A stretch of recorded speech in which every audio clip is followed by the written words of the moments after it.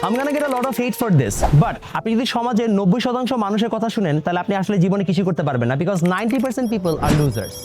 যেমন সমাজ আপনাকে বলবে চাকরি করতে, বাট চাকরি করে যে বড়লোক হওয়া যায় না এটা কিন্তু সমাজও জানে, বাট তারা আপনাকে রিস্ক নিতে দিবে না। They want you to be rich but they don't want to take risk. That doesn't make sense.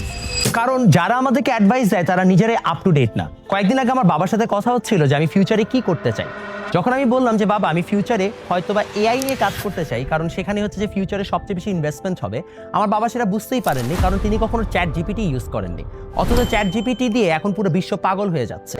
সমস্যা আপনাদের সাথেও সেমটাই হবে। আপনার বাবা মা আসলে যেই ধরনের বা যেই জেনারেশনের মানুষ, তারা কখনো ফিউচার দেখতেই পান নাই, বা ফিউচারে কি হবে এটা সম্পর্কে তাদের আইডিয়া অনেক কম।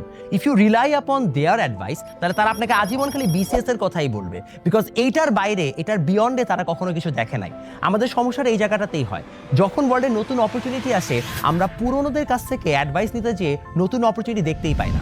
I am not blaming our old generation, but I am telling you the fact যে আপনি ওল্ড জেনারেশনের কথা শুনে নিউ মানি ধরতে পারবেন না।